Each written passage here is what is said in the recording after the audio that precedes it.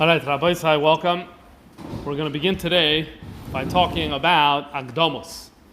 Akdamus is a very famous piyut that we have in our siddur, which is a surprise because most of the piyutim, almost all of the piyutim are not included in the Chabad siddur. Now the MS is that the Alter Rebbe's first print of the siddur, which actually just became available in recent years, if you look there, you see meaning the oldest siddur that they have is printed in 1803 in Tov Kuf Samach Gimel. So it was the Rebbe Rashab had it, and then it was taken away by the Russians. So it's in the library, but they put it up a few years in Russia. But a few years ago they put it up online, so one could look at the whole siddur. And Akdamus is not there. Akdamus is actually not there. But later somehow it entered the Chabad siddur. But Poyol, it's not minik Chabad to do it. It says Sefer HaMinhagim that it's not minik Chabad to do it. Though people say that they observe that the Rebbe did say it on his own between the Aliyahs on Shavuos. The Rebbe did say it. Fine. So here we're looking at the Akdamus in a very, very small machzor that has the tefillis of the Yomim Tovim of the year. Sometimes this is called, some people refer to it as the tiny machzor. The reason is because it's really small. 12 by 8 centimeters. So this is really, really small. It's smaller than your smartphone, or it's about the size of your smartphone in terms of the length of the phone. 12 centimeters is like half your smartphone. What's Österreich? Österreich means Austria. Al Kopanim, it's a very small machzor, but here you're seeing it blown up. When was it created? Sometime between the years 1294 and 1325, and today it's at the JTS library here in New York. And here's the beginning of the Akdamus for Shavuos. Okay. Now, with regard to Akdamus, there's a little bit of a problem, and we're going to be discussing this problem, and this machzor is actually going to hold the key to the solution. So what's the problem? The problem begins with the Maharil. The Maharil was one of the Rishonim who lived in Ashkenaz, the last generation of the Rishonim in Ashkenaz, 1355 to 1427, Reb Yaakov Moilin, and he writes as follows: B'Shavuos Oimrim Hadibra Akdamus Milin. We say the Dibra of Akdamus Milin. Now, right here, I'd like to call your attention to the fact that he does not call Akdamus a piyut. He calls Akdamus a Dibra. Why is that? No other piyut, most of the piyutim that we have throughout the year are not called Dibros. Here he calls it a Dibra. We'll return to that later. When do we say Akdamus Milin? Achar siyum pasuk rishon de kriyas haTorah, after we finish saying the first pasuk of Kriya of the first day of Shavuos, Shehu b'chodesh hashlishi. So in other words, the Kohen gets called up. He makes the bracha. The Baal Kodesh starts reading the Torah. B'chodesh hashlishi, let's say Bnei Yisrael Eretz Yisrael b'yom hazeh b'amei bar Sinai. Pause. And that's when we read Akdamus Milin. Avo ben bracha likriya I efsher. But don't do Akdamus between the bracha and Kriyas HaTorah. Why? They have a hefsek. That's a hefsek. That would be a problem of a hefsek. If you do Birchas HaTorah, Akdamus, and then the first pasuk, that would be a problem. So therefore, we do it bracha, first pasuk, and then you do Akdamus Milin. After you finish Akdamus, then you continue with the second pasuk. Fine. So the issue here is that Poskim asked a simple question. And doing it after the first bracha, that too should be considered a hefsek. Why is that not a hefsek? None other than the Taz, who's living in the 1600s, writes in his commentary on the Shulchan Aruch, he writes as follows: Yesh l'tmaya. We have to wonder, harbe, a lot. Heyach rashoyim lahafsek b'kriya. How can we take a break in the middle of Kriyas HaTorah? Kol shekaim b'sheva chazeh shu einay me'inyan hakriya klal. In fact, this Akdamus has nothing to do with Kriyas HaTorah. If you read the text of Akdamus and its translation, to see what it means, it's not talking about what Kriyas HaTorah is talking about. So lama yesh lanu lahafsik. Why are we making a hefsik? You see, the Maharil was concerned about a hefsik, but didn't think it was an issue to do it after the first pasuk. The Taz says, I don't understand. We shouldn't be doing it at all, even after the first pasuk. Says the Taz weiter. V'shamati mikorov, and I heard recently, shein higu rabbanim uvhakim, that good, serious rabbanim started a new minig, l'shayre Akdamus, to sing Akdamus koydem sheyaschel hakoyen habracha shel kriyas haTorah, before the kohen says his bracha kriyas haTorah. So you call the kohen up, they do Akdamus, you then have the kohen make a bracha after, v'chein roi linu b'chal hakilos, and this makes sense. In other words, we see here that in the 1600s, the Taz and other Rabbanim started making a macha about a minig. And they basically said, yes, there is a minig that's been happening in a certain way, but we don't like it. We don't think it should remain that way. We want to change it because there's an inyan of a hefsek. And so here we have to ask ourselves, why take? Why take did we start? Do we have a situation? Why take do we have a situation in where the Akdamus is being said in this way? The Taz is right, so why didn't this bother the Maril? How did this minig even develop? So the truth is that this started an entire raid amongst the poskim in the 1600s and in the 1700s, that you could justify it. You could come up with a hezber that maybe it's not a hefsek for this reason or for another reason, and people answered the Taz and said, no, minig avosenu b'yadeinu, we're going to continue doing it in this way, and there's a whole arichas of a shak of Tarya revolving around this issue. And the Alter Rebbe weighs in. The Alter Rebbe says, it's better to do it the way the Taz said, better to do Akdamus before you start Kriyas HaTorah, but if you insist on doing it the other way, that's fine, because you have Yesh Amal Lismoich, you have who you could be relying on. Okay. Something is missing about this subject. It is very, very, very odd. And this is an example in a case where the knowledge of history and looking back at manuscripts actually cracked the case, and we were able to figure out what happened over here. Why? I showed you before the beginning of Akdamus. On the right-hand side here, you see the end of Akdamus. Akdamus ends on the right-hand page. Ignore the left-hand page for right now. Akdamus ends on the right-hand page. What's all the way at the end of Akdamus? You see there are 4 lines here where it says, Umasar lanai raisa, that's the end of Akdamus. And right under that, you have, without Nekudis, you have additional 2 lines. What does it say over there? B'yarchat lisa lemeifak b'nei Yisrael me'mitzrayim b'yoyim ha'dain asu lemidbara desinai. That's not part of Akdamus. What's that line doing there? What is that line? Well, that line is Targum Yonason for Shmois Perek Yutes Pasuk Aleph. Perek Yutes Pasuk Aleph says in the text, in the Hebrew, B'chodesh hashlishi l'seis b'nei Yisrael me'eretz Yisrael b'yom hazeh haba midbar Sinai, and the Targum Yonason gives the Aramaic translation. Although there are subtle differences between the way it's in this machzor and the way it's the Targum Yonason, that's because within Targum Yonason there are different minor variations between different manuscripts of the Targum Yonason. I'm presenting here on the screen the one that's printed in most Chumashim, but clearly it's the same Targum, it's the Targum Yonason. So now we need to ask ourselves, why is it they have Akdamus with a pasuk from the Targum Yonason? What is a pasuk of the Targum Yonason doing at the end of Akdamus?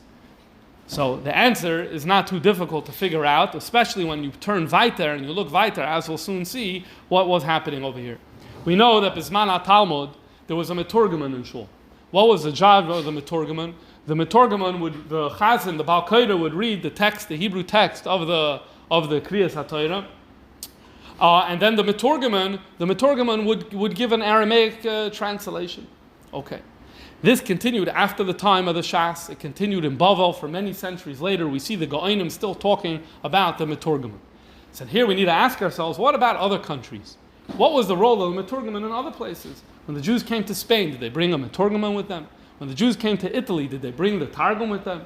When the Jews came to Germany, did they bring the meturgaman? Did they bring that custom with them? So there's a part of us that assumes that the answer would be no. Why would the answer be no? Because the meturgaman is an Aramaic. So when Aramaic is a native language, it makes sense to have the meturgaman. But if you move to Italy and now people are speaking Italian or Latin, if you move to Germany and people are speaking German and Latin, does it make sense to have a meturgaman? Okay, fine. The MS is that the meturgaman did come to some or all of these places. And it's an interesting study to figure out when did the custom of cutting out the meturgaman, when did this happen? But the reality is that at least some of the times there was a meturgaman. And definitely what we're seeing over here in this machzor is that there was a meturgaman at least for Shavuos. Maybe it wasn't there for all year, but at least for Shavuos. What do I mean by that? To say there was like this. The Baal Koira would read the first pasuk.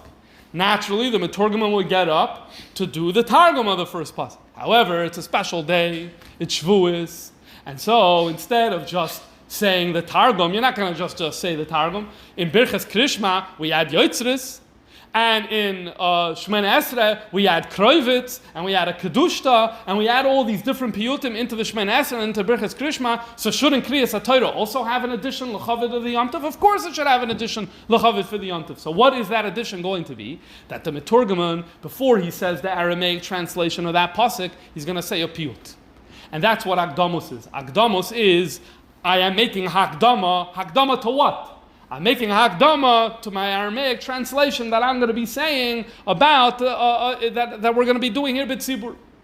That's what Akdamus was, which is why, after you finish Akdamus, he puts here what the Meturgaman would have been saying. The Targum of Yenis and Ben Ezil, b'yarchat lisa le afkus b'nei Yisrael ma'arad Mitzrayim, and he puts that translation there. Then what happens weiter? What happens weiter is, and the Chazan continues, pasuk by pasuk, and they go. The Baal Kodesh says the Lashon HaKodesh, and the Meturgaman reads out the Targum Yonason in Aramaic. Once you understand that this is what happened, then we understand exactly how the problem developed with Akdamus. Eventually, this was cut out. Eventually, the Meturgaman was cut out. There was no need for the Meturgaman. We don't want it. Maybe you could imagine people were talking in shul. No one understood b'chlal what the man is saying. They didn't speak Aramaic. Davening was long enough with all the yotzvus and everything. We have to get rid of it. And so they cut out the Meturgaman. But and as we're going to see, there were additional piyutim. There were additional piyutim that the Meturgaman said. They cut all those out. But Akdamus was very, very powerful. Akdamus had a very powerful hold on the Jewish people, whether it's because of the content of the piyut, or it's because stories associated with the background of the piyut need not concern us here. The reality is that there was a very strong hold. They didn't want to get rid of it. They wanted to hold Akdamus. Okay, so they got rid of the whole Targum program, but they kept Akdamus. We're in its natural place. So what was the natural place? B'chodesh hashlishi l'seis b'nei Yisrael, you read the first pasuk, then you read Akdamus, then you went back to the second pasuk. So this transition happened sometime during the era of the Rishonim, and we already see that the Ma'aril there was saying, this is the way we do it. This is the way we do it. And he didn't talk about doing anything else. He didn't talk about doing additional Targum, and he was fine with that. But by the time you come to the 1600s, the memory of this is completely lost, is completely forgotten, and now Taka makes no sense. And in the entire conversation in the 17th century, no one even talks about this. They're all trying to come up with different svaras of why it makes sense, but the historical memory of how this ended up there was completely forgotten. It's only in the early 1800s when people started examining these types of machzorim and started seeing how it was this understood. This also explains why the Ma'aril calls it Dibros. Why does he call it Dibros? Because, as I'm going to show you in a minute, before every pasuk of the Aseres Hadibros, there was the same thing. You read, before every pasuk of the Aseres Hadibros, there was a special poem in Aramaic that was composed along the lines of Akdamus, a similar style, written in Aramaic, between each one. And naturally, what did you call this? You called them Dibros, because they were associated with Aseres Hadibros. So the entire package was called Dibros. All of these piyutim that were tied together with this Kriyas HaTorah were called Dibros, and this was the unique genre of what this was, and the name stuck into the times of the Ma'aril, but later it was forgotten because people didn't recognize and realize what this was. Let's go further, and I'll show you how this machzor, if you turn the pages in this machzor, what we continue seeing. On the left-hand side of this page, The question of the Taz only applies if the Baal Kodesh was one who was saying the No, it doesn't matter. Whoever's doing it, it's still a hefsek. Doesn't matter. The Taz is hefsek. Taz was bothered by hefsek. The very fact that we stopped Kriyas HaTorah and anyone is reading Akdamus for the Taz was a hefsek. Okay, so if you go weiter in this machzor, you turn on the left-hand side. There's the pasuk on 3 lines from the top. If you're able to see in a small script, it says "Hanoich Hashem Elokecha Asher Tzicha Me'eretz Yisrael Mibeis Havad." So the Baal Kodesh read his pasuk. Now the Meturgaman needs to get up and needs to tell us what it means in Aramaic. But instead of just telling us what it means in Aramaic, what does he do? He says a piyut first. What's the name of this piyut? This name of this piyut is Ana Askinas, and you'll see on the right-hand side of that page. Every phrase begins with the word Ana, Ana, Ana. Why? That corresponds with Anoichi. I am the God who took you out of Egypt. So the Python here, what he did here is he constructed this poem in where we're saying, I'm the God who did this, I'm the God who did this, I'm the God who did this, an entire list of the maisim, of the things, the actions that Hashem did, and continues on to the next page. It ends on the left-hand side, and now we could do the Targum. And here you have a substantial Targum on the left-hand page for the first Dibra Kadma. Now, it's a full paragraph. Why is it a full paragraph? That's what's unique about Targum Yonasan ben Uziel. Targum Onkelos is almost word for word from the Torah. It's it matches the Torah. Targum Yonasan ben Uziel is Targum together with elements of Medrash that are woven into the Targum. And that's what they chose to use at that time. And this is what they were using in Ashkenaz during the period of the Rishonim. And that's what you have on the left-hand side. After that, you see further down on the page, it says, Lo yilecha lekim acherim al panai. That's the Baal Koira reading the second Dibra. And then, we need to go to the Meturgaman. But instead of the Meturgaman giving his Aramaic translation, he does a piyut called Amin Shisin. And here, he goes into this piyut.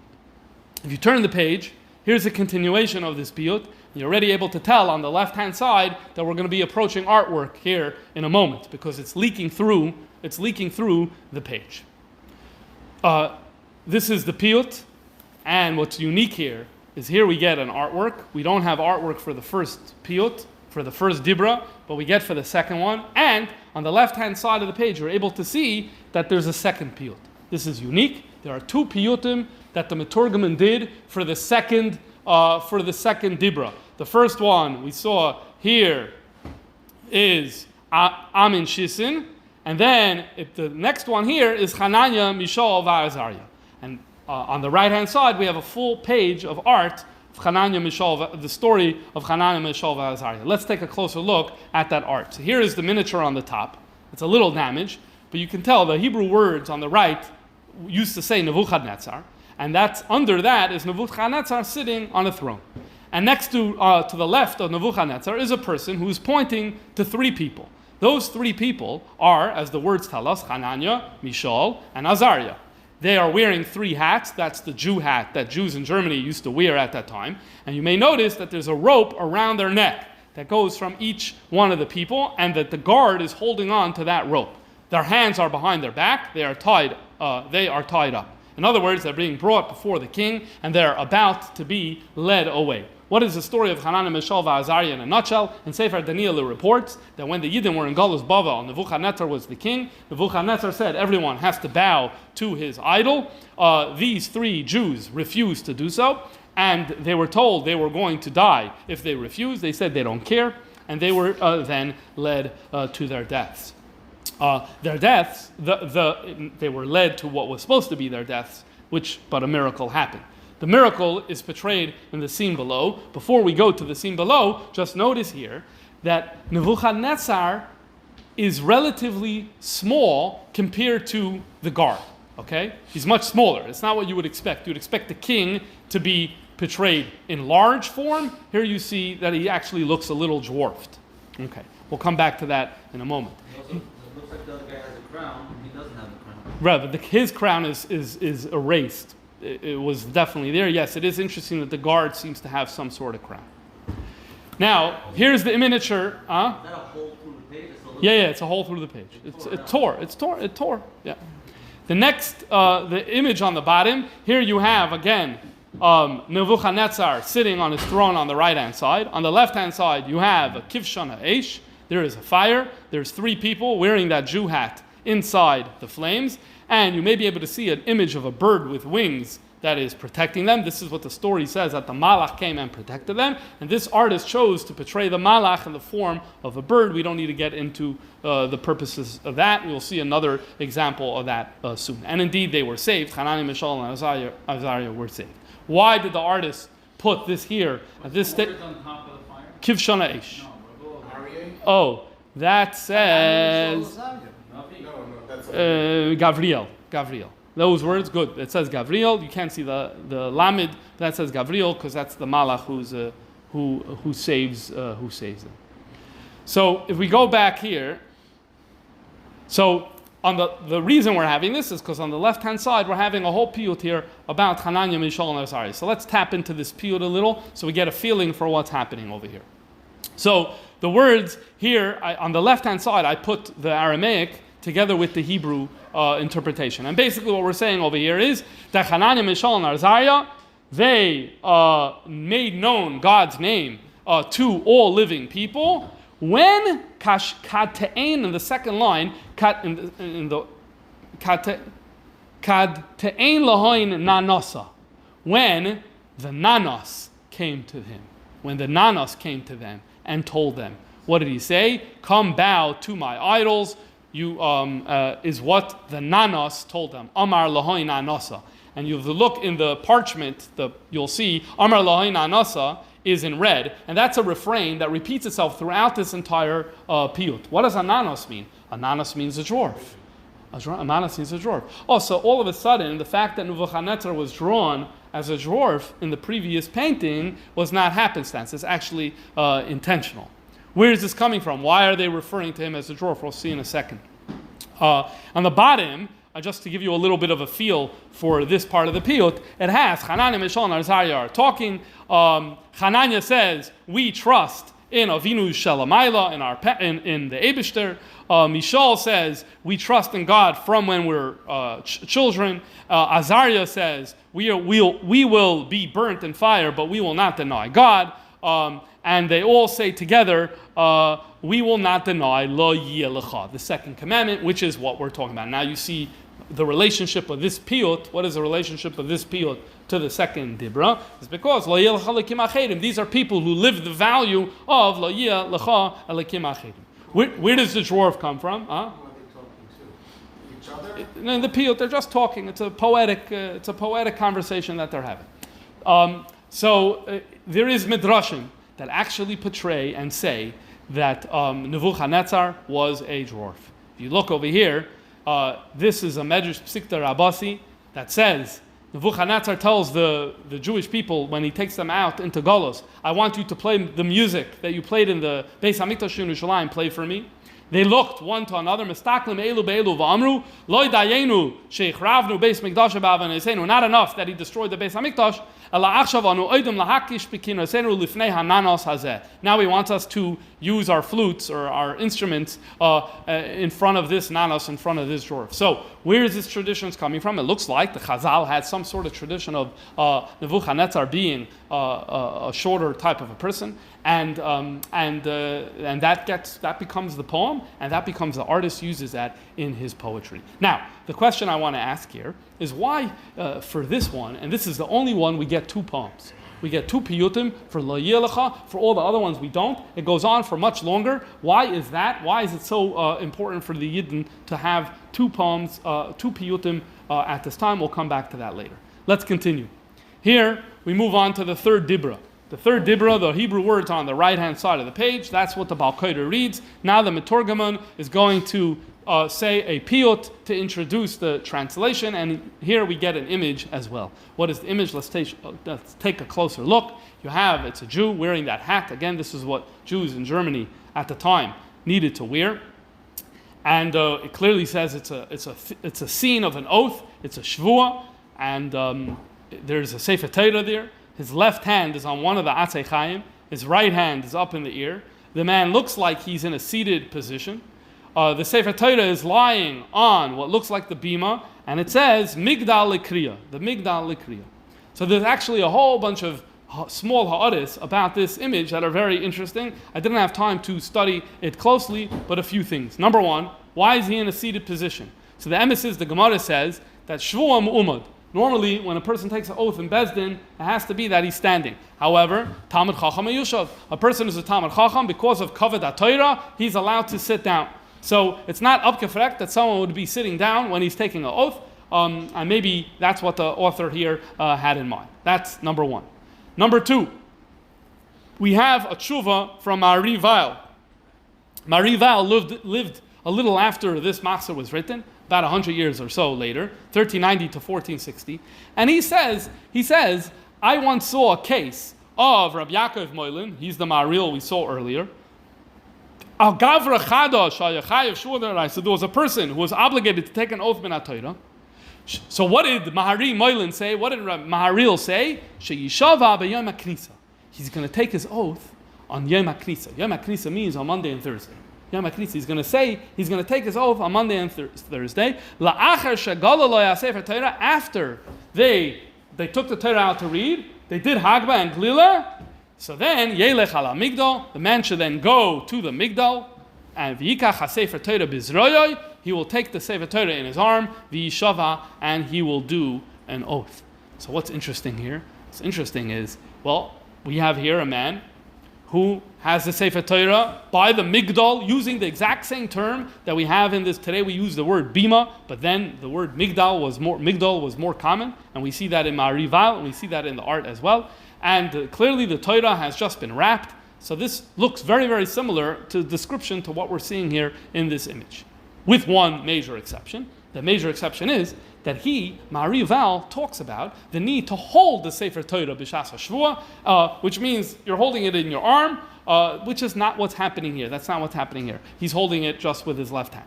However, we have another source from the same period of time, the Trumas Hadashan, Rabbi Yisrael Isserlin, lived in the same region, and the same generation, and he writes, Anu noigim b'gvolenu, our custom is, shenishpa, that he swears, v'yasim yada el sefer Torah kishemanachas lefanav, and he puts his hand on the Sefer Torah when the Sefer Torah is in front of him. Aval einay noitle b'zroya, you don't need to hold it, afilu b'shvua de'oraisa, even by a shvua de'oraisa. And that's what we have here. We have with his left hand holding the Sefer Torah. Now his right hand is raised. Minadin, there is no chiyuv to raise your hand b'shas hashvua. If you look at the Rambam, Shulchan Aruch, they don't talk about raising a hand b'shas hashvua. However, it is something that is mentioned even in the Torah. It uses the lashon harimoisi yadi to mean a shvua, that Avram says, I'm raising my hand. There's a few times in Tanakh where it uses this language of raising the hand, and so therefore the artist put it here. So this is a good example of, and this is a conversation that we've had on multiple occasions, of sometimes an image is an image, but suddenly when you do a little looking into the Sfarim, you're able to see that sometimes they actually really portray and convey halachas and minhagim that were happening at that time. Obviously, this connects to the third. Dibra loisis Hashem alekach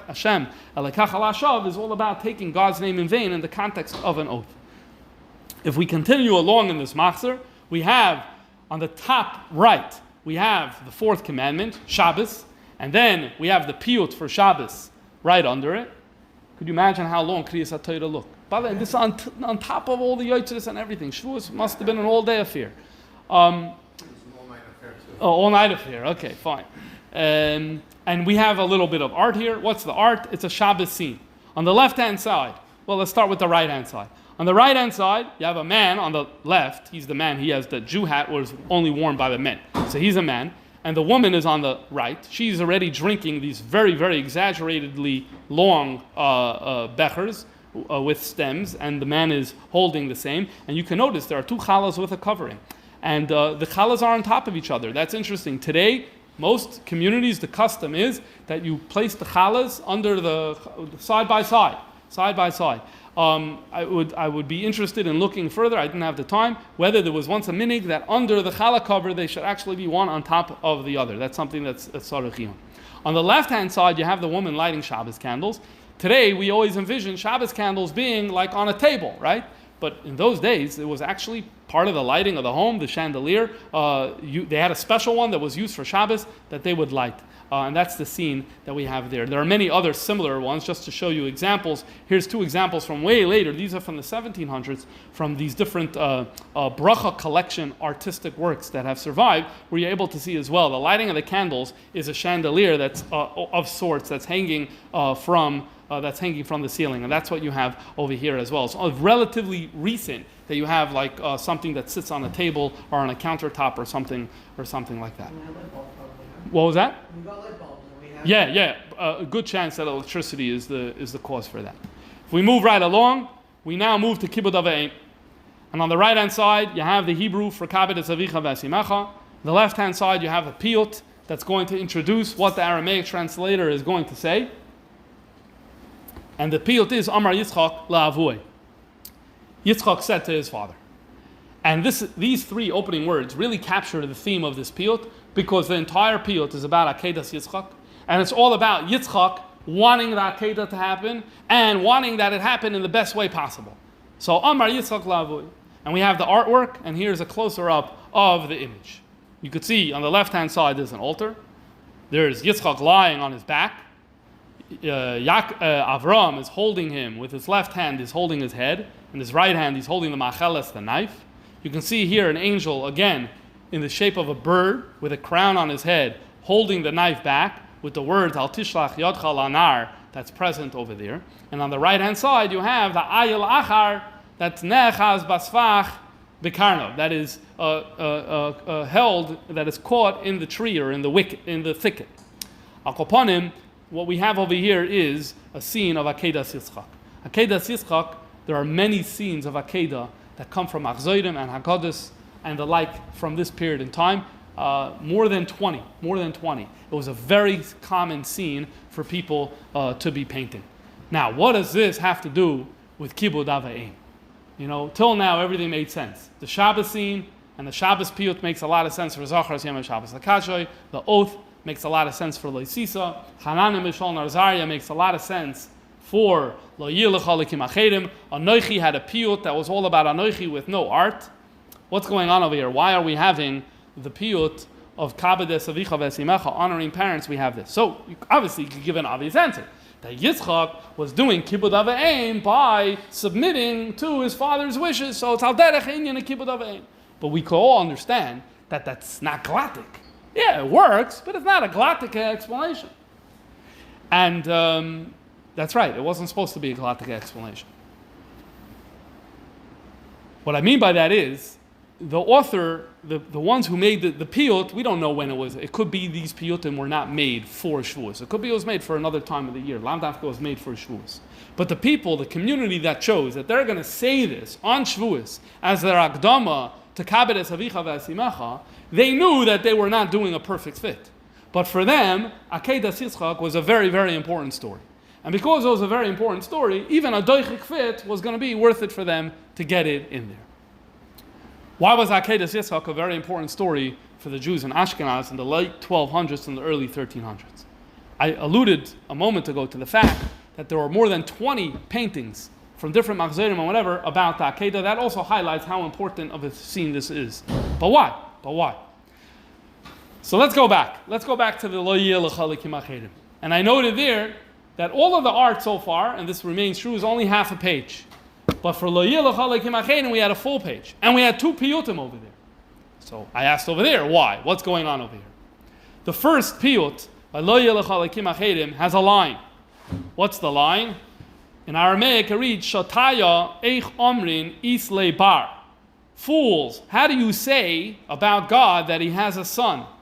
Elokana leis uchran v'leis le mischaber. God, there is no other, and no one else connects, joins with God. This line is right here, the top line on the parchment, and it's a little harder to see because of the green ink that is spilled through. Clearly, this line is anti-Christian. In other words, when Jews in the 1200s said the words Lo Yeh Lecha Likim Achedim Al Panai, what were they thinking about? To them, what they were thinking about was Christianity. Christianity was a Likim Achedim, and therefore they take a piyut that is an anti-Christian polemic that has these strong words saying it makes no sense to say God has a son, or that there's another entity that attaches himself or joins the Godhead, and so therefore, and this is what they feel is important to say. So let's tie this all together. What's happening here? This is before censorship. Yes, so this is before censorship. This is written before the censorship. This page is damaged. Actually this one survived, so I don't think this line was ever censored. So it would be interesting to see if this line was censored in other machzorim because it exists. So let's tie all these pieces together and what's happening here. You all know that in 1096 there was the Crusades. The Crusades sweep through Germany and they force many Jews to convert to Christianity. Many Jews choose to die at their hands. They don't convert to Christianity. That's number one. Number two, we also know, and we have chronicles from the next generation, and halacha svarim that discuss this, which is not our topic for now, that Jews sometimes took their own lives rather than waiting for the non-Jews to come. They didn't want to get into the whole mess and the whole fight, and they were worried, what if at the moment I'm going to give in to the pressure, now I'm with people, together with the community, so we could take our own lives. This was very, very controversial at the time, and it's a shir and a topic for itself about whether this was mutter or whether this was asr. In fact, there are some cases as well where the lives of others were taken, meaning there were parents who took the lives of their children to avoid them being taken into Christian hands. Again, very, very hard thing for us to understand and appreciate, and this was very, very controversial at the time, and there are sources that were yelling and screaming that this is terrible, but there were sources that supported somewhat as well, at least the taking of one's own life. This was a major thing that was going on at the time. I remember reading some of these chronicles a number of years ago. The theme of the Akedas Yitzchak is all over the place over there. And you could understand why. Because the theme of Akedas Yitzchak is where a father is ready to give up the life of his child in order, because this is what the Eibishter wants. And they use language. The people in the chronicles say, this is like Avram, this is like Yitzchak again and again and again and again. Hanani, Mishael, and Azariah, also you could understand, are very significant figures. In fact, this machzor here was written in the late 1200s or the early 1300s. In 1298, there was what was known as the Rindfleisch massacres. Basically, a Jew was suspected and accused of desecrating something that's holy to Christians. And as a result of that, there were riots that broke out in many communities in Germany, and many Jews were pasha burnt al Kiddush Hashem. There was the blood libel in France in 1171, where a number of Jews, this was the first blood libel in continental Europe in 1171, where Jews were burnt at the stake in Blois, B-L-O-I-S. That actually happened on Chav Sivan, which is coming up. Between the period of 1096 and when this machzor was written, there was a number of occasions where Yidden were called to have Mesiras Nefesh, were called to go and sacrifice their lives at Kiddush Hashem.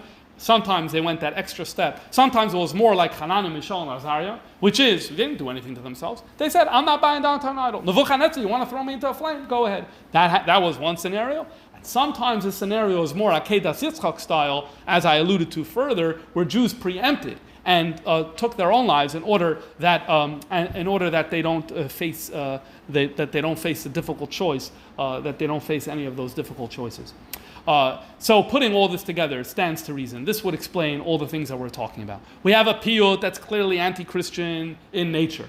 And we get two piyutim. Why? Because this is the most important thing. So that's why Lo Yelech Aleichem is the only one that gets two, because the people said this is something that we need to focus on. This is something that we need to be madgish. This is something that comes up from time to time. We need to build this value. We need to celebrate this value. This is something that we can't allow to slip away from people's minds.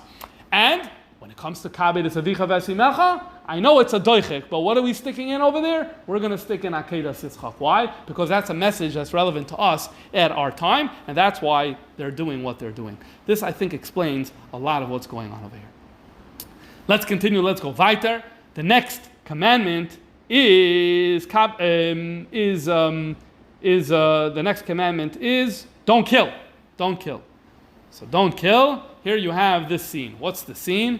The scene here is Shlomo HaMelech, who is watching as Yoav is being killed by Benayahu. Okay, this is what we learn in Sefer Malachim. After Shlomo takes over, he is told by David that he has to kill Yoav, because Yoav had killed Avner and Amasa, and this is cases of Lo Sirtzach, of killing that were immoral, and here Yoav is actually punished for that result, and you can see the decapitation live as we look at this image, over here. Okay, continuing right along, we move to then Loi Sinaf. Loi Sinaf. What do we get for Loi Sinaf? We get the story of Yosef, Ashes, Potifar, and Chaverta. Why Chaverta?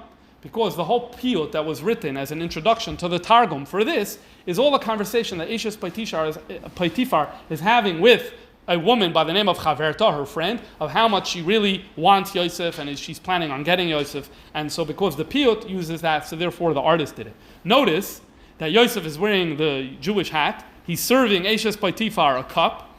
Ashes Potifar's hair is laid out and hanging and flowing down. Also the Chaverta. Now, from all the images that we've looked at in this presentation and in others, women's hair in medieval art is never in this way. I take that as a sign of like princess almost, because they're trying to portray Ashes Potifar here as a prutza. The eyes rubbed out. So in terms of the eyes and the faces, so this comes back to the conversation that we've had many times about the permissibility of faces, and there were different opinions, and it's very possible that initially there was there, and then someone's not comfortable with it and is removing it. Moving right along, then we come to Loi Signov. Loi Signov is very interesting. Here's the piyut, and here is the image. On the right-hand side, Loi Signov, there's a man, there's some sort of dresser. The dresser is open, and he's taking that big Kiddush cup that we saw before, that big becher he's holding in his left hand. That's on the right-hand side. On the left-hand side, looks like there's a judge with a stick, and there's someone who's been brought before him with his hands tied behind his back. So that looks like a judge who's about to give a sentence to someone who's accused of slavery. It's the same person. Okay, so the scene moves. His coat is a different color, but I hear you. Okay, he changed on the way. Now, what's interesting about this, we all know, according to our tradition, Lo Signov in the Aseres Hadibros is not referring to stealing cups. It's not referring to stealing cups. It's referring to Goynev Nefashis. This is what Chazal tell us and Rashi tells us. Now, that's a question, right? Now look, what do you see all the way on the right? Not in red, that black ink. What is that? It's a gallows. It's a gallows. Now, it was not made by the artist. It's not created in the center. It's not created with red and with color. So my going theory is, there is one paper that was written by a scholar on this machzor, but I wasn't able to get a hold of it. So that's why there's a little bit of guesswork here. I wasn't able to see what he says. But my theory is that the Jew gets this and says, "Oi, Lo Signov. Lo Signov is not this. It's about Goynev Nefashis. It's not about stealing a becher. Okay, how do we fix this? Okay, let's add a gallows. Why? A gallows, when someone is Goynev a cup, there is no death penalty. When someone is Goynev Nefashis, there is misasa b'chenek. For kidnapping is misasa b'chenek. So this was a quick fix that someone did rather primitively to bring it in line with the midrashim, with the traditions of Chazal. It goes on. There's another two images here. One is very primitive by false testimony. It wasn't even colored in. And then for Lo Sachmai, there's an image of the story of Adam and Chava and the fruit and the snake. Maybe because Adam and Chava had a desire for the fruit, or because the Chazal tell us that the snake had a desire for Chava, and the Piyutim talk about it, and the art is it. But they created Adam and Chava the way it is Lifnei Hachet, which is inappropriate for a shul, and so therefore we're not going to be presenting it. So Ad Kan is the first part of today's shir, which was this little machzor. What did we gain from this? First of all, it's very unique. There aren't a lot of cases of a Jewish artist who did art for the Aseres Hadibros. We don't have that. There's very, very little of it. Here's one example from the late 1200s, early 1300s. More importantly, we're able to see how, during this Kufa, in Ashkenaz, the experience of hearing the Aseres Hadibros was a very, very different experience because of the long nature of these many piyutim that are being brought into the equation, and we see a drive for relevance, like making this relevant, bringing stories and scenarios that make it talk to the people, and the strong emphasis on Kiddush Hashem and Mesiras Nefesh that Jews were called upon to have in that generation. Now, let's add one more thing. We all know about the Tama Elyon on Shavuos. The Tama Elyon on Shavuos. That what?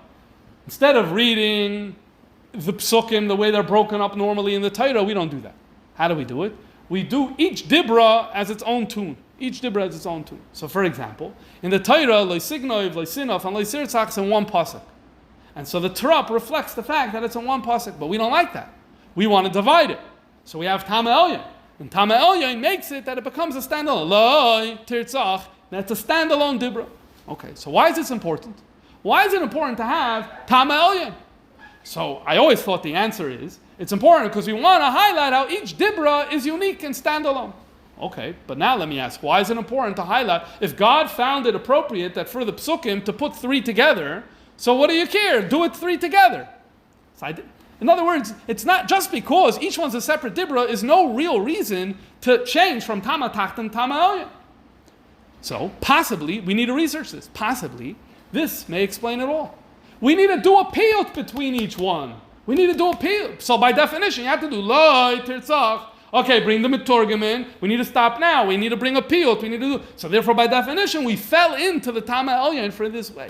So if I'm right that this is what happened, so it gives a whole new perspective on how we ended up with the Tama Elyon, which is a little different from the normal way of thinking about it. But again, someone has to look into this. I didn't look into it. Tzarech. And then you would have the same question concerning Pashas Yisro during the year. Why would we read it so that way? we know that at this period of time, they were for sure not doing Tama Elyon for V'eschanan and Yisro. That's a much later minig to do Tama Elyon during those things. It definitely didn't happen at that time. So that also works with the theory. Okay, let's now move to a Matan Torah scene. Last year, I showed you a number of Matan Torah scenes. I did not show you this one. And we're going to talk about this one. This comes from what's known as the Regensburg Chumash. It basically is a Chamisha Chumshei Torah, together with the Chumash Megillas, and the Haftorahs.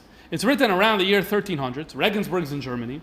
It's at the Israel Museum. Unfortunately, most of its pages are not available and viewable online. There's very few pages that are available. There are 4 or 5 pages that have art, where art was put in it. And here, let's discuss what we have on this page over here. So let's start at the top. You have a figure who's standing on top of the mountain, who is holding a tablet in his hand and handing it to another figure who's a little below him, and it looks like there's a tree separating them. And then that figure who's below him is handing the luchais to someone below him, who's handing both luchais to the people who are standing on the floor. So what's happening over here? The pashtos, it's so whited out on this screen. I have a much... No, you're able to see? Yeah? Okay.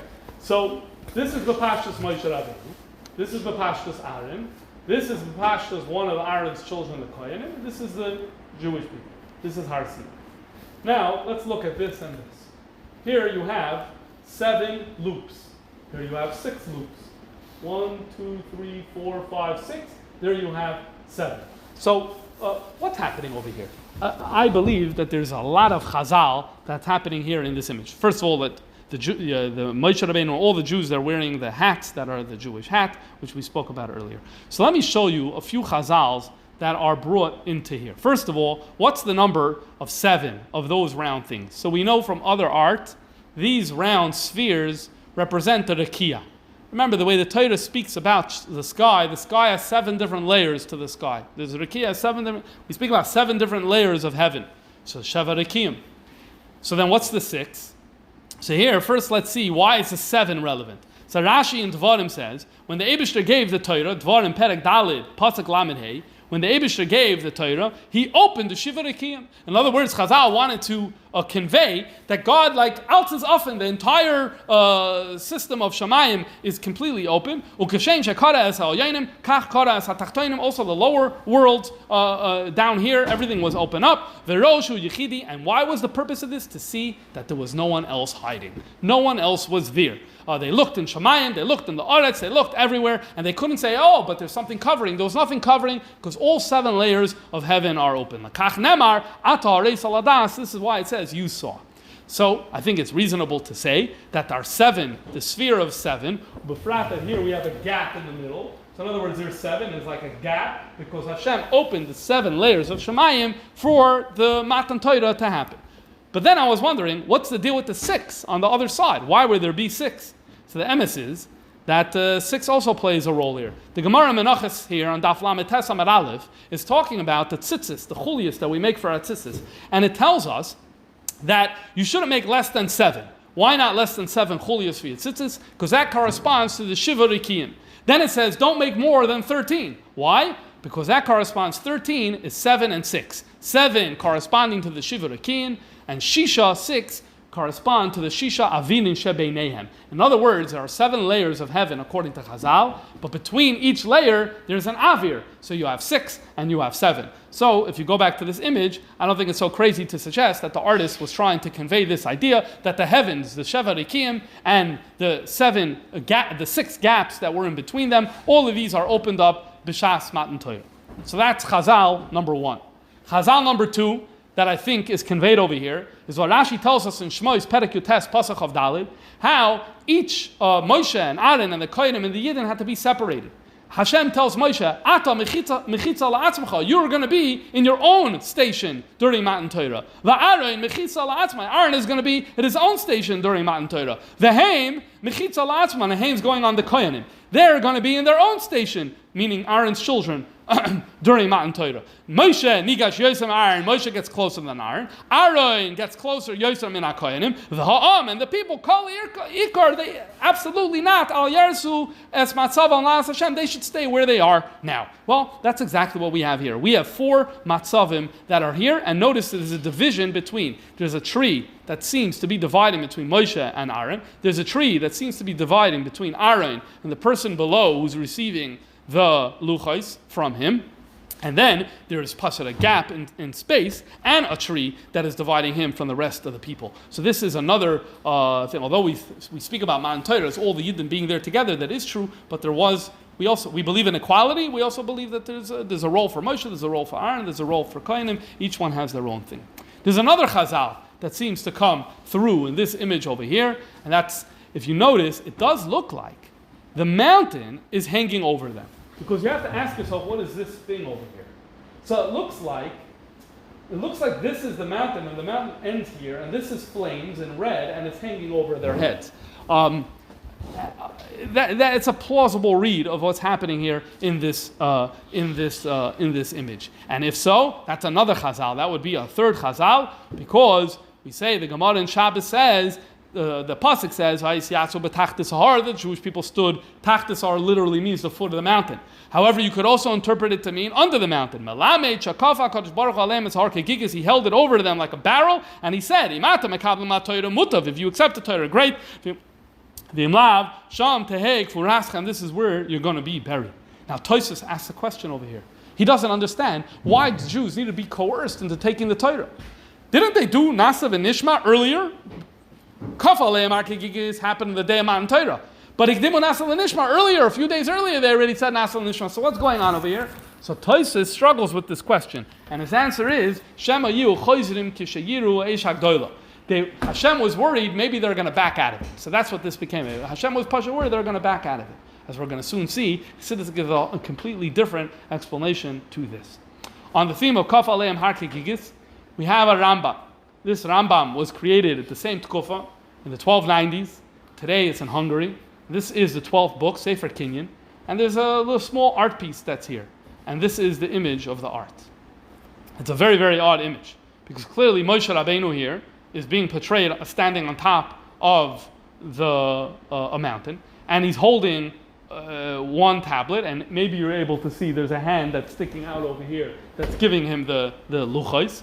But then there's, what is this? This thing that's sticking up with the faces inside is a very, very bizarre way. It's like the Jews are high up. They belong below. And why are they inside this whirlwind over here? It's just a very, very odd image. So someone did some investigative work over here and looked and found something very interesting by looking at infrared and other technologies.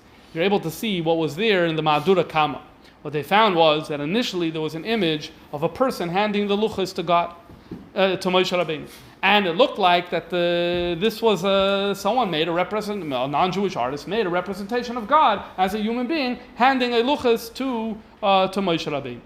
So his theory goes that when the Jew gets this, he's like, no, I can't have God represented as a human being. Jews don't believe in that. And so therefore you have to cover it up. So he had to cover it up. So he figured, you know what? Let's get this Kaf Aleim Har Kegigis scene into this image by basically painting it like a mountain and now making a window at the top of the mountain, and through the top of the mountain, through the window, you're able to see how the Jews are under the mountain. So it looks like this was a second attempt at fixing this. Why is this on the page of Sefer Kinyan of Rambam? So I don't know, we could speculate. In Sefer Kinyan we have Hilchas Mechira. I don't know how that's related to Matan Torah. But we have Schio Matana. We have Hilchas Schio Matana. Torah is definitely called a Schos and a Matana, so maybe it's that. Hilchas Shchenim. So there's many Svarim that talk about, not at this time, I don't believe in it's a little anachronistic what I'm going to say, but the argument of Bar Metzra. The argument of Bar Metzra is in Hilchas Shchenim. So although people weren't talking about this in 1296, but it's a Geschmacka thing to note. Hilchas Avadim, that may be it, because Kili B'nei Yisrael Avadim, Chazal tell us that happened. When did Yidden become Avadim? It happened at the moment of Matan Torah. So maybe it's one of these that triggered the artist or the patron to ask for that specific thing.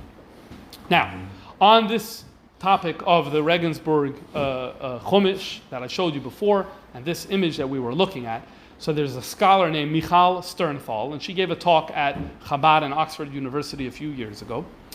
And she discussed a number of things about this book, and here's some interesting things of her findings. She did also infrared imaging of this image. So on the left-hand side is the way the image looks to us. On the right-hand side, are you able to see? Yeah, you should be able to see. This is the painting the way it was actually executed, but right behind it, you're able to see there's a nose here coming out like this, the mouth. And that's much starker, going out much further. Likewise here, this is the painting the way it is, but there's another nose that wasn't painted. That's a lot more extreme over there. Here's another example. You are able again to see on the right-hand side both the image, the way it's actually executed, but behind it there's an outline of an image where the features are much more extreme. So her theory is that there's a non-Jewish person who's told to make this art, and we know from non-Jewish art that sometimes they would portray Jews with very extreme features, scary-looking features, or long noses, or the things like that. And so the person's like, oh, if I'm making Jews, I might as well, Matan Torah, I might as well make it look that way. And then at some point it becomes clear, oh, no, this is for the Jews. You're actually making this for the Jews, so you have to kind of redo it. And so they kind of redo it or something. Anyway, that's her theory. It's an interesting theory. Now, a little more about this Tanakh, the Regensburg Chumash. If you notice here's a page from Parshas Vayetze. You'll notice there's no alignment on the left. All of the manuscripts, when we look at them, we always see the Sefer always tries to do alignment, to get the lines even at the left. Here there's no alignment at the left. In fact, there's the beginning of Parshas Vayetze right over here, and you're able to see this initial word, Vayetze Yaakov, with design was added later. Meaning the initial draft did not have any design over here, which is why it's squeezed in. That's a little bizarre. What's also bizarre is you have some pages that have really terrible layout. Look over here of how the line, Kol Avodas Mishkan Olam, you have space, and then Vayasu B'nei, and then space. It's just some of this very, very bizarre. The next page also, like, very elongated. Look at the second line, Ha'isha. Look how long that final hay is, which is way beyond anything that's necessary. So she studied this as well, Michal did, and she wanted to know what is happening in this Chumash, because there's no parallel to this in any of the manuscripts that come from this time. What did she find? All the way in the back, there's a colophon over here, and it says the left-hand side is is an image, and the right-hand side is my typing, where it says that this is Sach HaKol Amud 150. There is 150 pages here, and why do I have this work? This was created to copy Sifrei Torah. This was not created for liturgical use. This was not created to have something fancy. This was created to copy Sifrei Torah bevave amudim, with the method of vave amudim, v'shishim shuros, and 60 lines. L'chol amud v'amud, and every amud on the page. What is happening over here? What's happening here is as follows. During this kufa in the 1200s, someone came up with a chap. You know with the Megillah, how there's this chumrah to have, some people have, that almost every column should begin with the word HaMelech. It's nice, it's cool if the initial word is always the same. So someone came up with a chap. Imagine we can make a Sefer Torah where every letter, the first letter of every column also begins with the same letter. Be very, very nice. Now, if so, what letter are you going to do? Which letter appears most in Tanakh? The Vav. Or at least at the beginning of the word, the Vav is always used. So let's do the Vav. They call this Vavei Ha'amudim. Why? Vavei, Vav, Ha'amudim. Each Amud should begin with the Vav. And they started doing it at this time. This Chumash over here was created as a model. If you wanted to make a Vavei Ha'amudim Sefer Torah that would have 60 lines in each column of your Sefer Torah, which gets you a Vav at the top. And in order to do this, the guy didn't care about his left margins. And what he was focused on was how the beginning of each line begins and ends. And that's why you have these extreme spacings that are just not common for a Chumash that you're going to be using. We have the Hagoyis Maimonides, who lived mamish during this period of time, criticizing this. And he calls them Seifrim Burim, fools, who begin each Amud with a Vav, and they call it Vavei Amudim. Niresh Isser Gomer Yesh B'davar. I think it's forbidden, because you make ugly pages in your Sefer Torah, and he just doesn't like it. That's the Hagoyis Maimonides.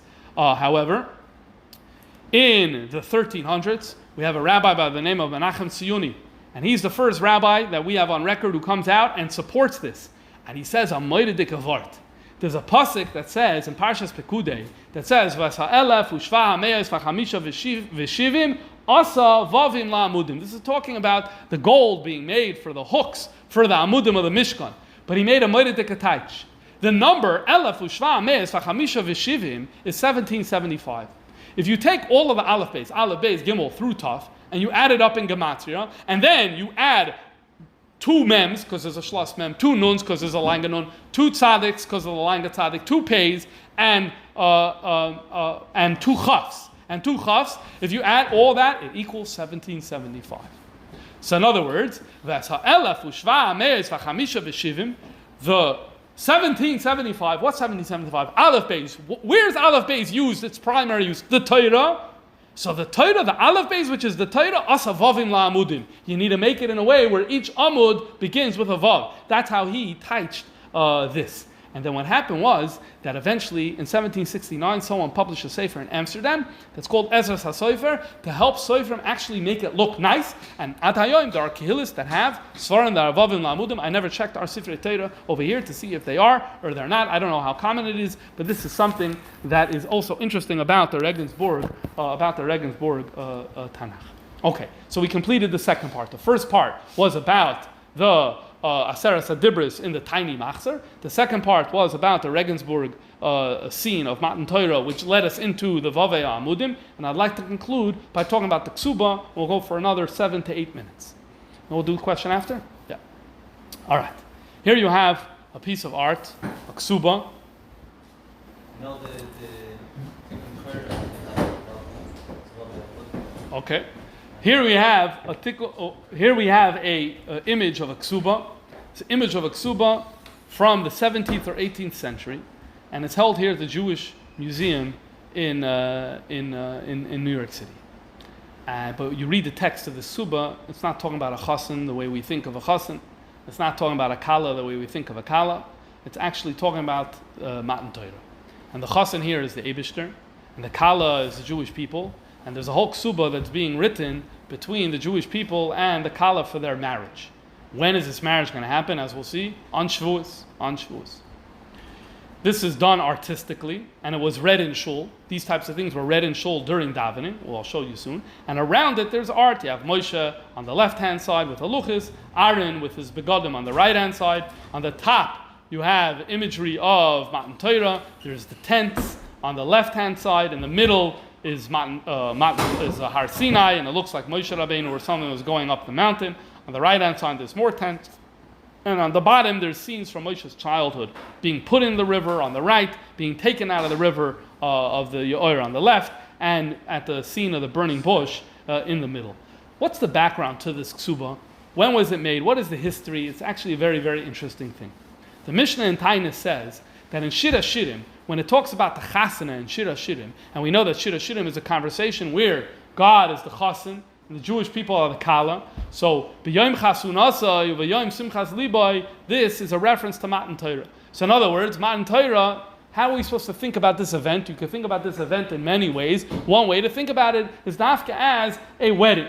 And we have in the Zohar, where the Zohar Reb Shimon says, when people would gather on the night of Shavuos by Reb Shimon, he would say, Neisei l'sakno tachshite kala. Let's put together the ornaments of the kala, begin to sish tekach l'machar, so that she will find herself tomorrow b'tach shitaha v'sikunaha l'gabe malka. So, in other words, the whole concept of tikkun leil Shavuos, what's tikkun? The word tikkun is tikkun aguf, when you're beautifying yourself. The Jews are beautifying themselves because tomorrow we're getting married, and kalas beautify themselves the night before the wedding. In fact, the Tashbates, who comes from Ashkenaz, he's also a Talmud Maram at Rottenburg, so he lived in the late 1200s and early 1300s.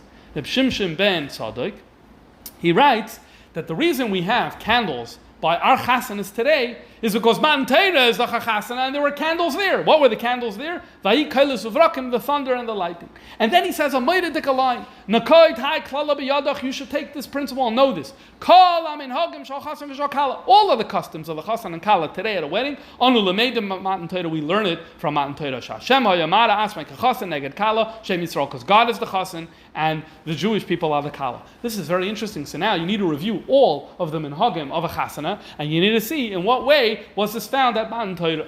So the truth is, other people already did this work. For example, the breaking of the cup, many different things have been said about it. The Maharshal, writing in the 1500s, already said that this commemorates what happened right after Matan Torah, the Shviras Haluchas. The chuppah, the idea that we are standing under a canopy. So the Mata Moshe says that this reminds us of Kaf Aleim Har Kegigis. The fact that the chasana has to be in the place of the kala, there's a maimer of the Mittel Rebbe where he says, that's like our wedding, the Matan Torah wedding. It didn't happen Lamaila, God didn't take us up to Gan Eden, it happened down here. We're the kala, it happened down here in our world. This is a vart from the Mittel Rebbe. The fact that people make somersaults at a wedding, so the Nachman of Breslov says that this is the Bittul Agzeda. El Yoinim, Yardu, Lamata, the head goes down, and the feet, the Tachtoinim, Alu Lamaila. Shadchin, the idea of an intermediary, so the Sfas Emes says this is Moshe Rabbeinu, and there are many more sources like this. What's the point in all this? There's two things. One is, we want Jews during their weddings to be thinking about Matan Torah. Okay, I don't know. That doesn't resonate so strongly with me. I don't think it's so much that. I think it's more the other. We want Jews to be thinking about Matan Torah as a wedding. And so therefore, we do all these things at a wedding so that we remind ourselves and we teach ourselves that Matan Torah was a wedding. So we bring more Matan Torah things into our chasana. This is the background. It's interesting how we brought down Shviras HaKles or Shviras HaLochos. Same. For Yerushalayim. Yeah. There are other reasons for all these things. There are other reasons. For every single thing on this list, there's another reason. Yeah. The Gemara's reason of breaking the cup is a different reason entirely. So this gives you the background to this skill. Now you understand when we come to Shavuos and we have a ksuba over here, all of a sudden you realize this fits into a paradigm that's already going back to the times of the Mishnah, and that wasn't always emphasized, but we're seeing it emphasized in the generation when this ksuba is being made. So let's have a look at the text of the ksuba for a minute. Here you have initially the date, B'yoyma de Shabsa, on Shabbos, and Torah was on Shabbos, on the 6th to the month of Sivan, the view that Matan Torah was on Vav, and it gives a year. Well, it's a year, Beis Alaf and Tov Mem Ches, the year. Okay, and that's the minyan, the Anu Moin and Kan, here in the Midbar Sinai. Okay, so that's one highlight from it. The next one is Utzvias. Utzvias, every ksuba says that after the man proposed to the woman agreed.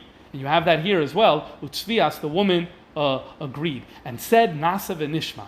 What I find interesting about this is this moves us a little bit away from Kaf Aleim Har Kegigis. The language of she agreed and the language of Kaf Aleim Har Kegigis in the literal sense aren't so compatible with each other. And that's why we're going to come to the Vart Chassidus in a moment. Another highlight from this is, what is the man giving? What is God giving? So there's a ksuva commitment. So what he has over here is the Torah. The Torah is what the Eibusher is giving to the Kala. And then there's a Tosefes Ksuba, the added money that's beyond what Chazal made a takana. So what is that? So that is the Torah Shabal Peh, Mishnah, Gemara, Sifra, Sifrei, Mechilti, Diktuke Torah, Diktuke Seifrim, V'chol, Masha Asidin L'chadesh. Okay, then what do we have? Later over here, we have, even if you are going to be exiled, Hashem says, I commit not to abandon you, I will never abandon you, and if you are captured, I will bring you back to your land. This is a very interesting line. Our ksubas do not say this, but at the time of the Mishnah, the ksubas used to say this. The Chasam would write, if you're captured, I'm not going to let you leave you alone. I'm going to redeem you and bring you back to the land. Here it's put in like if you're captured in Golos, I'm going to bring you back to the land, Eretz Yisrael, the concept of redemption. And then we have at the end, the witnesses are Shemayim v'Aretz, are the Eidim. So I said, this was written in the 1700s. It was, in a second, we'll get to the Avram Fried. This is not Avram Fried yet. Where did this come from? Who invented this genre of a ksuba? Rabbi Yisrael Najara. In 1599, he printed a sefer called Zmiris Yisrael with many of his poems, many of his songs. He's most famous for the Zemer, Kar Riba in Olam, that people sing on Shabbos. And here he printed many different nigunim and songs. Here his dates are 1555 to 1628. There are a number of streets in Israel that are named for him. And here you see his name on the title page of the sefer, printed in Venice in 1599. And you'll have on the left-hand side, Ksuva L'chag HaShavuos. He's the first one to do this. He's the one who invented this. And he writes over here, La'imra imhotzah Sefer Torah. When you take out the Sefer Torah, and maybe when we're walking it to the bima, this is the time to read this ksuba. Now, it's not the exact same text that I showed you before, but there's a lot of parallels. Here's the text of his ksuba. There's a lot of parallels. Namely, God commits to protect the Jewish people and never get rid of them and always remain loyal to them. and the Torah is the money of the ksuba, and Torah Shabbat Peh is the extra money of the ksuba. There's some interesting things over here because he has different cheshbon for the dates. He has Matan Torah happening on a Friday, Shisha Sivan, and that's not according to the Gemara, though there are other sources and perhaps a Mechilta that suggests that way. So there are some interesting things when you go through this ksuva that a person that we can notice, but we're going to jump over it. So the artistic ksuva that I showed you before is not the same thing, but Yisrael Najara is the creative person who came up with this, and then many people created their own versions of it, and this was and still is read in many shuls and many congregations in the Sephardic world and in other places as well, where this is read. This is all the ksuba. Someone came along and said, hold on, by Ashkenazim, not only we do a ksuba, but we also make tanaim. Sephardic, I don't think they made tanaim, but we make tanaim. What's tanaim? The conditions of where the wedding is going to be and how much dowry is coming in and all of that. And so it was developed Tanoim as well to be read in some communities together with the ksuba. They do the Tanoim and the ksuba. Now, a few months ago, the library here, the Chabad, the Rebbe's library, they took a lot of their manuscripts and they put it up online. That's available. Most of the stuff they put up online is the ksavim of the Rebbe, but there's also the concept of a bichel, a chassid's bichel. What's a chassid's bichel? A bichel is where basically you had svarim that were printed, but then you come across miscellaneous things that you want. So you have a big loose sleeve, a big binder, and you just add things in. Can I borrow your bichel? I want to copy the letter that you have from the Mittel Rebbe that was never published. I want to copy it into my bichel. There are hundreds of these bichlach, and they're here in the library. Amongst the bichlach that they put up, there are 4 different versions of this, meaning in 4 different bichlach. What does it say over here? Nusach Tanoim, Me'admar Harav HaKadosh, Reb Levi Yitzchak Me'Barditchev Nishmas Ha'eden. And here we come to this Tanoim. So it's attributed, and most of it is in the library. It's interesting. Manuscripts. It's not Reb Levi Yitzchak's handwriting, but it's people who wrote it down, and they attribute it to Reb Levi Yitzchak Me'Barditchev, and there's 3 or 4 here in the library, and 1 or 2 in other places in the world, where sometime during the 19th century, someone wrote this down. So it seems it was a tradition that Reb Levi Yitzchak Me'Barditchev did do this. And this is the Avram Fried song. The Avram Fried song, Shtar Tanoim, is this text. Okay, so this is building on this genre. Now, I'd like to take a step back and make a conclusion as follows. We started out by looking at the Aseres Hadibros experience in Ashkenaz in the 1300s. And if I can say, I think the overwhelming feeling at that time was the emotion of the Siddur Nefesh. The things, how we have to be willing to go to the end for Hashem. That was the overwhelming feeling. Then we have Rabbi Yisrael Najara and this whole genre, which goes a little bit of a different direction. And that is the ksuba, the relationship of love, and the fact that there are so many commitments that God has toward us. Of course, both of these are true. And throughout history, Jews always knew both of these are true. On the one hand, we're a husband and wife, and God loves us, and He's always there for us, and He's caring for us, and He's responsible for us. But also the emotion of that we need to be loyal to Him and perhaps give up everything for His sake. And at times one was underscored more than others, and I leave it to you to figure out which one, to decide which one today we underscore and we talk about more. But I do think you see here a little bit of a transition and an emphasis from a language of Mesiras Nefesh and a language of we have to give it up all for God to a language of more, no, that's not what Shavuos is. Shavuos is about entering a love relationship with Tzvias, one where it's not kafa, it's tzvias, we agreed, it's a love relationship, we want to be here, and the Eibishter is in it for us, which leads us in to the Alter Rebbe. The Alter Rebbe answers the question of Tosfos. Tosfos' question is, why are you hanging a mountain over them? They already said Nasav and Ishma. So Tosfos answers a funny answer. He's scared that we're going to back out. Zakt Alter Rebbe, no. Kafa Leim Har Kagig is a metaphor. It's a metaphor. What's the metaphor? God bestowed so much love on the Jewish people from the moment of Yetzias Mitzrayim. There was so much Yisrusa D'Le'ela, it automatically triggered that Yidden are going to say Nasav and Ishma. Fakert. Why did the Yidden say Nasav and Ishma? Because so much love was shown by the Eibishter. V'yemine tichak beini, aval yoina mo'maila. So, and it surrounded the Jews. Al Yedei aval yoina zu nis'oyer gan ken ava ben Hashem Yisrael. And that's what they said Nasav and Ishma. And that was a chsarim, so to speak. Why? Because it didn't come from them. It wasn't come Mata. So here you see as well, where the Alter Rebbe is emphasizing the concept of love. The concept of love we're not in this because we don't want to be in this. We're in this because we want to. The Eibishter did do his job in being ma'orer that ava. So let us hope that this year by Matan Torah we are able to do both of these in the right way. On the one hand, for us to try to find the love relationship between us and the Eibishter, but also for us to recognize and remember that sometimes we have to make sacrifices, and Baruch Hashem, it's nowhere close to what those Jews needed to do at that time, but sometimes a shtickle sacrifice is necessary for Avodas Hashem. Okay.